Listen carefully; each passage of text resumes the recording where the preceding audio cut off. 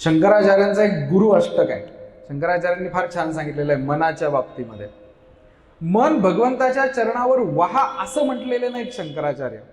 शंकराचार्य म्हटले मनाचं लग्नच त्या चरणांबरोबर लावा. शरीरम सुरूपम तथा वा कलत्रम यशश्चारु चित्रं धनम मेरुतुल्यम मनश्चेन लग्नं गुरोरंघ्री पद्मे. त्या गुरुतत्वाच्या चरणाशी जर तुम्ही तुमच्या मनाचं लग्न लावलं नाही तर काही उपयोग नाही, काही उपयोग नाही, काही उपयोग नाही, काही उपयोग नाही.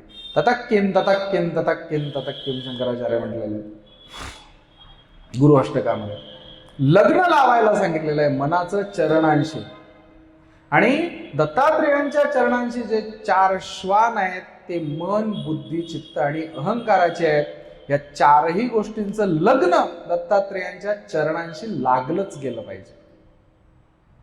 तर आणि तरच आध्यात्मिक विकास, तर आणि तरच भगवंत होणं ह्या गोष्टी सहज शक्य होतील, नाही तर नाही.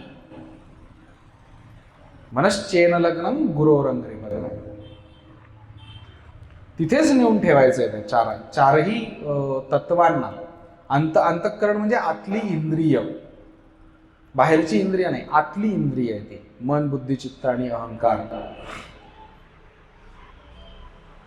हे झालं दत्त मूर्तीचं दर्शन.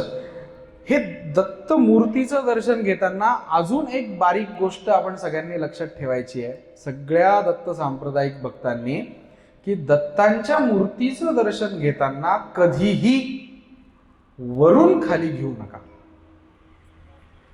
दत्त मंदिरामध्ये गेल्यानंतर सगळ्यात आधी चरणांचं दर्शन घ्या, पादुकांचं दर्शन घ्या. त्या ठिकाणी मन, बुद्धी, चित्त, अहंकार काढून ठेवा, त्याचं समर्पण करा. मग थोडं वरती येऊन कामधेनूचं दर्शन घ्या, मग थोडं वरती येऊन आयुधांचं दर्शन घ्या, आणि मग थोडं वरती येऊन उत्पत्ती, स्थिती आणि लय मिळवणे, टिकवणे आणि सोडणे ह्या गुणांचं दर्शन घ्या. भक्ती करायची आहे ना, दत्तांच्या मूर्तीच्या दर्शनातनं भक्ती समृद्ध करायची आहे. आणि भक्ती केव्हा समृद्ध होईल? भक्ती जर समृद्ध करायची असेल तर पहिला नियम, सगळे संत, सगळे आचार्य, सगळी ग्रंथ एकच नियम सांगतात, आत्यंतिक समर्पणातनं भक्ती समृद्ध होते. म्हणून दत्तमूर्तीचं दर्शन घेताना जर खालून वरती घेतलं तर आत्यंतिक समर्पणातनच दर्शनाची सुरुवात होते. आणि आत्यंतिक समर्पणातनं दर्शनाची सुरुवात जर झाली तरच जीवनातली भक्ती समृद्ध होणार आहे. म्हणून दत्तांचं दर्शन सुद्धा शास्त्रशुद्ध घेतलं पाहिजे.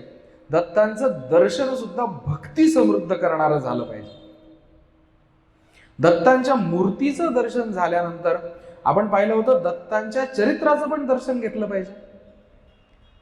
कर्माच्या समृद्धतेसाठी दत्तांनी कोणाकोणाला किती किती उपदेश केले. दत्तांनी अनेक लोकांना अनेक पद्धतीने उपदेश केलेले.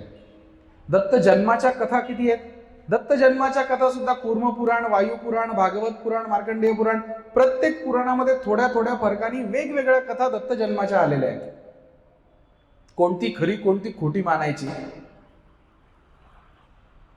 आपल्या सगळ्यांना जी परिचित दत्त जन्माची कथा आहे ती नारदानी काय केलं म्हणे, अनसूयेच्या आश्रमामध्ये नारद आले आणि नारदानी ती सगळी समृद्धता पाहिली आश्रमाची.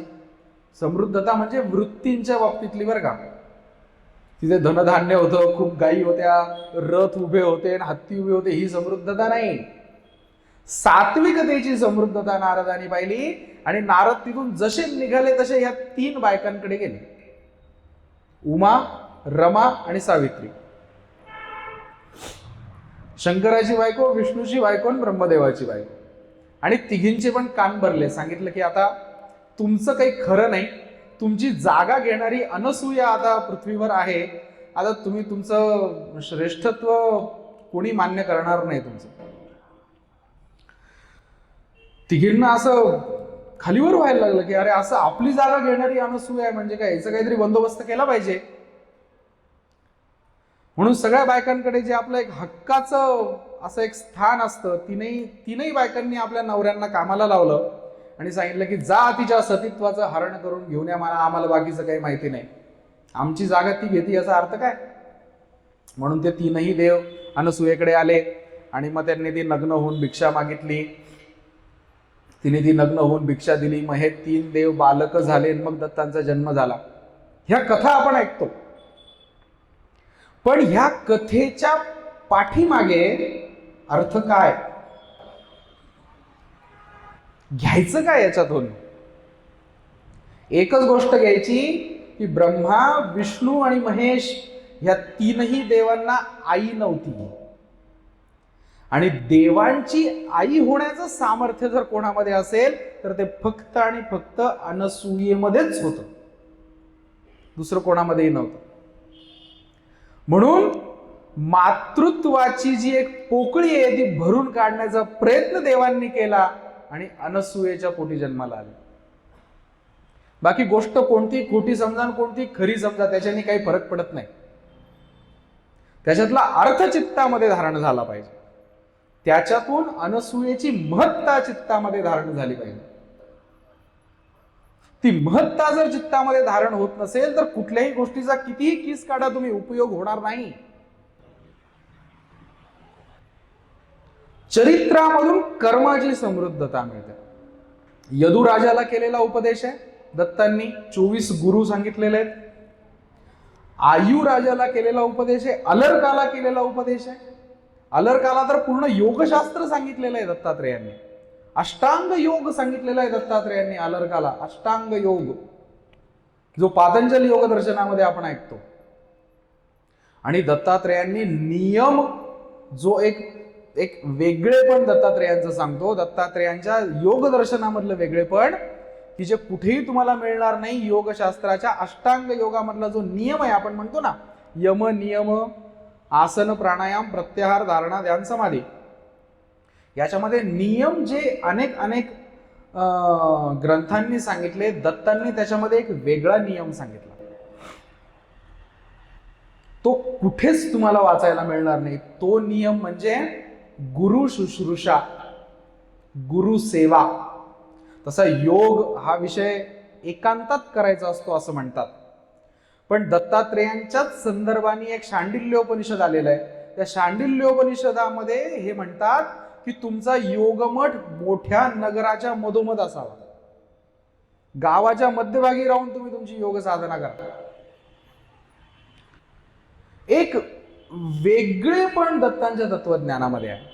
त्याच्यामुळे कर्माची आणि ज्ञानाची समृद्धता जर पाहिजे असेल ना, तर दत्तांचं चरित्र सुद्धा समजून घेतलं पाहिजे. दत्तांनी काय काय लीला केल्या याच्या संदर्भातले ग्रंथ कोणते? टेंबे स्वामींनी, वासुदेवानंद सरस्वतींनी लिहिलेला दत्त महात्म्य वाचा.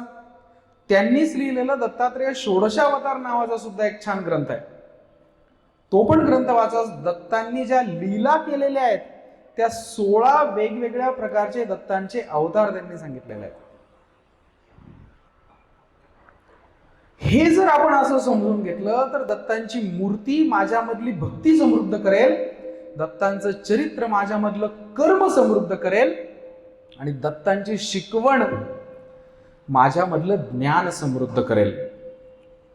म्हणून दत्त आणि अनसूया ह्या संवादाला सुरुवात करण्यापूर्वी दत्त समजले पाहिजे. दत्त आपण थोडक्यामध्ये समजून घेण्याचा प्रयत्न केला. दत्त समजून घ्यायचं जर ठरवलं, दत्तांवर जर बोलायचं ठरवलं तर 5ही दिवस कमी पडणार आहेत. आपण अल्पमती साधक आहोत. थोडक्यामध्ये आपण दत्त समजून घेतले